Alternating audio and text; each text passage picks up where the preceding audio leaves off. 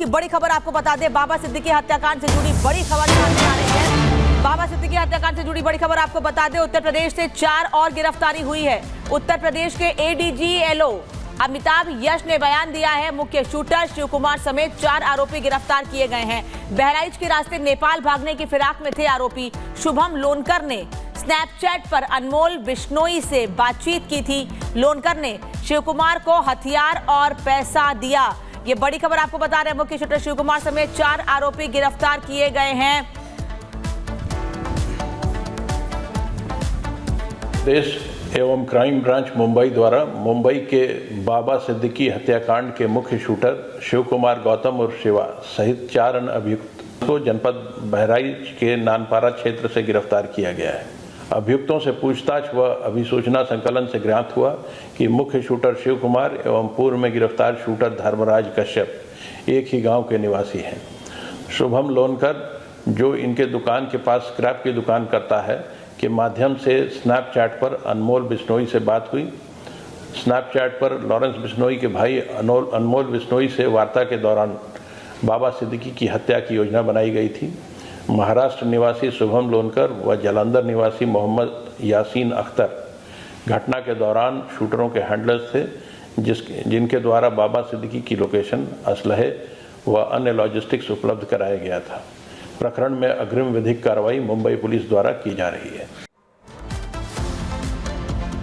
उधर महाराष्ट्र विधानसभा चुनाव में जुबानी जंग लगातार तेज हो रही और खासतौर पर अगर बात करें देवेंद्र फडणवीस और साथ ही ओवैसी एक दूसरे पर लगातार हमलावर नजर आ रहे हैं। जहां ओवैसी वोट जिहाद के मसले को लेकर फडणवीस पर हमलावर रुख में नजर आए, तो फडणवीस ने भी करारा प्रहार ओवैसी पर किया है। जरा देखिए।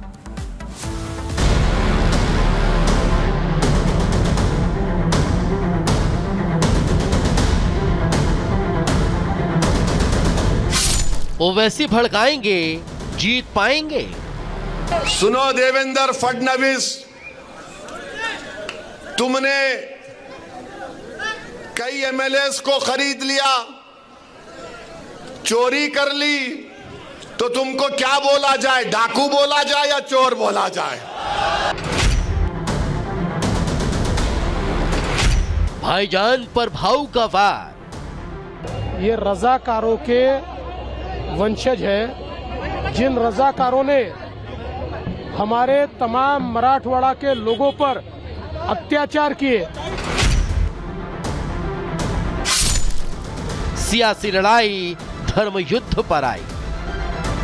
खैर, तुमने बोला, अब तुमको खुजली होगी अब जब मैं बोलूंगा यहां से। अब जिन्होंने हमारी महिलाओं की अस्मत को लूटने का प्रयास किया, हमारे परिवारों को तहस नहस किया, ये उनके वारिस है। महाराष्ट्र चुनाव जैसे जैसे नजदीक आता जा रहा है, जुबानी जंग भी तेज होती जा रही है। कुछ इसी तरह की लड़ाई में एक तरफ भाऊ है तो दूसरी तरफ भाईजान अपने अपने मंच से एक दूसरे का नाम लेकर निशाना साध रहे हैं। चुनावी जंग के बीच प्रचार मंच पर देवेंद्र फडणवीस और असदुद्दीन ओवैसी के बीच टकराव दिलचस्प हो चुका है। क्योंकि वो फडणवीस हैं तो असदुद्दीन ओवैसी को दबा सकेंगे। क्योंकि वो फडणवीस हैं तो ये चाहते हैं कि लोग उनके पैरों के पास बैठ जाएं। वो फडणवीस हैं तो ये समझते हैं कि वो मुझे जिहाद या धर्म युद्ध के नाम से पुकारेंगे। वो फडणवीस हैं तो समझते हैं कि मैं असदुद्दीन ओवैसी को नीचे गिराऊंगा। अरे देवेंद्र फडणवीस, तुम जिस चीज को लाना चाहते ना औरंगाबाद में, वो चीज कभी नहीं आएगी इंशाअल्लाह ताला। मैं लिख के रख रहा हूं। ये रजाकारों के वंशज है, जिन रजाकारों ने हमारे तमाम मराठवाड़ा के लोगों पर अत्याचार किए, जमीनें लूटी, जिन्होंने हमारी महिलाओं की अस्मत को लूटने का प्रयास किया, हमारे परिवारों को तहस नहस किया, ये उनके वारिस है। ये किस मुंह से हमसे बात करेंगे? दोनों अपने अपने एजेंडे पर चुनाव प्रचार कर रहे हैं, एक दूसरे को ललकार रहे हैं। जिसकी शुरुआत फडणवीस ने की थी, फडणवीस ने कहा था महाराष्ट्र में वोट जिहाद का मुकाबला वोटों के धर्म युद्ध से है। ही निवडणूक वोट जिहादचं उत्तर एकत्रितपणे मतदान करण्याची निवडणूक आहे आणि म्हणून या निवडणुकीमध्ये आपले पाचही उमेदवार या ठिकाणी निवडून आणा। पलटवार करने में भाईजान ने भी देरी नहीं की। फडणवीस के बयान से बौखलाए ओवैसी ने उनके खिलाफ मोर्चा खोल दिया। सुनो फडणवीस, तुम्हारा हीरो जेल में बैठकर अंग्रेजों को लव लेटर लिख रहा था। फडणवीस, जब तुम्हारे बुजुर्ग नहीं थे, अंग्रेजों से लड़ने का तरीका हमने देश को सिखाया। हमने बताया कैसे अंग्रेजों को भगाया जा सकता है। वोट जिहाद, हमको सेंट्रल मालेगांव से वोट नहीं मिले, जहां तुम्हारे को वोट नहीं मिला वहां जिहाद हो गया। ओवैसी फडणवीस को इतिहास पढ़ा रहे हैं। ओवैसी यही नहीं रुके, उन्होंने न सिर्फ फडणवीस को चैलेंज किया बल्कि ये भी कहा कि फडणवीस जो सपना देख रहे हैं वो कभी पूरा होने वाला नहीं है। फडणवीस, तुम ख्वाब देख रहे मुख्यमंत्री का, इंशाअल्लाह ताला तेरे ख्वाबों पर मिट्टी पड़ेगी इंशाअल्लाह ताला। मंच से भाऊ वर्सेस भाईजान के बीच की लड़ाई भयंकर चल रही है, लेकिन सियासी आंकड़े बताते हैं कि ओवैसी फडणवीस से ज्यादा महाविकास आघाड़ी के लिए खतरा है। हकीकत से अनजान वो भी नहीं है। ऐसे में भाईजान को लुभाने के लिए एमवीए नतमस्तक है। Bureau report, Republic Bharat. Hindustan के अंदर मुसलमान के ऊपर अगर सबसे बड़ा कोई हमला हुआ है, ये हमला है तमाम मुसलमान एक साथ आओ और दिल्ली का घेराव करते हैं। हम सड़कों पर आएंगे तो तुम्हारी रूह कांप जाएगी।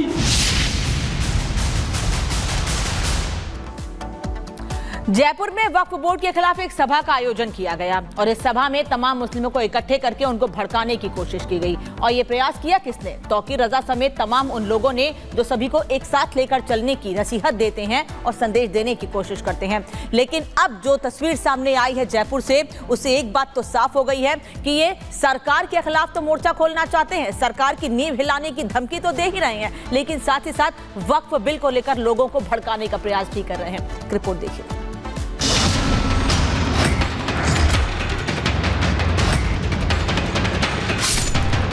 नारे तकबीर, नारे तकबीर। हम बेदार हैं, किसी के बाप की ताकत नहीं है कि हमारी जायदादों पर कब्जा कर ले। हमारी तादाद को छुपाते हो, जिस दिन हम सड़कों पर आएंगे तो तुम्हारी रूह कांप जाएगी। मैं समझता हूं आजादी के बाद हिंदुस्तान के अंदर मुसलमान के ऊपर अगर सबसे बड़ा कोई हमला हुआ है तो ये हमला है। वक्फ बिल के खिलाफ देश भर में मुसलमानों के ठेकेदार बने कुछ लोग अब खुलकर मोदी सरकार के खिलाफ आ गए हैं। तो मैं आप तमाम लोगों से ये दरख्वास्त करता हूं कि दिल्ली आओ, कि हमें अपनी ताकत दिखानी है और मनवानी है। खौफ को तर्क करो, घर से बाहर निकल के आओ। देश में माहौल अब ऐसा बनता जा रहा है कि देश का माहौल बिगाड़ने की कोशिश में लगे कुछ तथाकथित लोग अब चोरी छिपे नहीं बल्कि बड़ी बड़ी सभाएं करके हिंदुओं को खुलेआम धमकियां दे रखे हैं। ताजमहल के अंदर आप नमाज पढ़ेंगे कि नहीं पढ़ेंगे, एहतियात करोगे। कुछ भड़काऊ मौलाना और देश के कुछ तथाकथित मुसलमान अब खुलकर कह रहे हैं कि धक्का दे दो, सरकार गिरा दो और जो नबी की शान में गुस्ताखी कर रहा है उससे मत छोड़ो। आज ये फैशन बन गया है कि मुसलमानों के खिलाफ आवाज उठाओ, मुसलमानों को तकलीफ पहुंचाओ, मुसलमानों की लिंचिंग कर दो, मुसलमानों को ज़दोकोब कर दो, कुरान की बेहुरमती कर दो।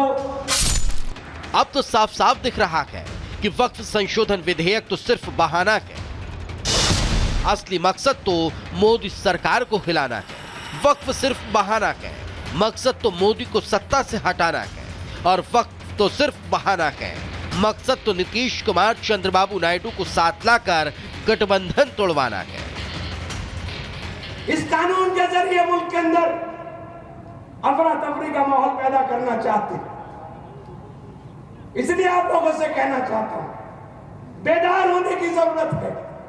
और उन लोगों को पहचानने की जरूरत है, उन लोगों पर दबाव देने की जरूरत है। ये तमाम मेरे उलेमा इकराम बैठे हुए हैं कि इस वक्त नीतीश जी हो, चिराग पासवान हो, जयंत चौधरी हो और सबसे बड़े चंद्रबाबू नायडू हो, इन्हें पकड़ने की जरूरत है। इन भड़काऊ बयानों से एक बात तो साफ साफ समझ आ रही है कि क्या मुसलमानों को एकजुट करके किसी बड़ी साजिश की तैयारी हो रही है। आखिर क्यों ये मुसलमानों के ठेकेदार बने भड़काऊ मौलाना देश भर के मुसलमानों को एकजुट कर रखे हैं। रविवार को जयपुर में एकजुट होकर मौलाना तौकीर जैसे भड़काऊ भाईजान ने जो धमकी दी है वो कोई छोटी बात तो नहीं। और मैं कहता हूं तुम आओ, 24 तारीख को ये बात होगी, ये दिखाया जाएगा कि आज हम पूरे अमन के साथ आए हैं, हाथ में तिरंगा लेकर आए हैं, कानून अपने हाथ में नहीं लिया है, कानून के दायरे में आए हैं। लेकिन अगर हमारी बातें नहीं मानी गई तो 15 दिन के बाद फिर आएंगे और उस दिन तुम्हारी जिम्मेदारी होगी, उस दिन हम अपने तरीके से आएंगे। हमारे नौजवान बुज़दिल नहीं है, ये बात मैंने बार बार कही है कि हमारे उलमा ने, हमारे दानिशवरों ने, हमारे कायदीन ने अपने नौजवानों को कंट्रोल करके रखा है। जिस दिन ये नौजवान हमारे कंट्रोल से बाहर हो गए तो तुम्हारे बस की बात नहीं है कि इनको कब्जे में कर सको। मुद्दा वही है संशोधन विधेयक का। मामला अभी जेपीसी कमेटी के पास है, जिसके सदस्य सांसद इमरान मसूद भी हैं। लेकिन इमरान मसूद ज्वाइंट पार्लियामेंट्री समिति को अपनी राय देने के बावजूद अभी से मुसलमानों को भड़काने के काम में लग गए। ताजमहल के अंदर आप नमाज पढ़ेंगे कि नहीं पढ़ेंगे, एहतियात करोगे। जितनी लाइमलाइट आज जेपीसी की बैठक नहीं बटोर रही है, उससे ज्यादा लाइमलाइट तो मौलाना तौकीर रजा जैसे मौलाना मुसलमानों को भड़काकर बटोर रखे। लेकिन जिस तरह से देश के तथाकथित मुसलमान वक्फ के नाम पर पूरा माहौल बना रखे हैं, ये छोटी बात भी नहीं है। क्योंकि इतिहास के अतीत में झांक कर देखें तो जब जब कट्टरपंथी एक हुए हैं, हिंसा ही हुई है, दुकानें ही लूटी गई हैं, निर्दोष लोगों को मारा काटा गया है। इसलिए सरकार को अब ऐसी भड़काऊ तकरीरें देने वाले मौलानाओं पर सख्त एक्शन लेना होगा, ताकि देश का माहौल कोई बिगाड़ न सके। Bureau report, Republic Bharat.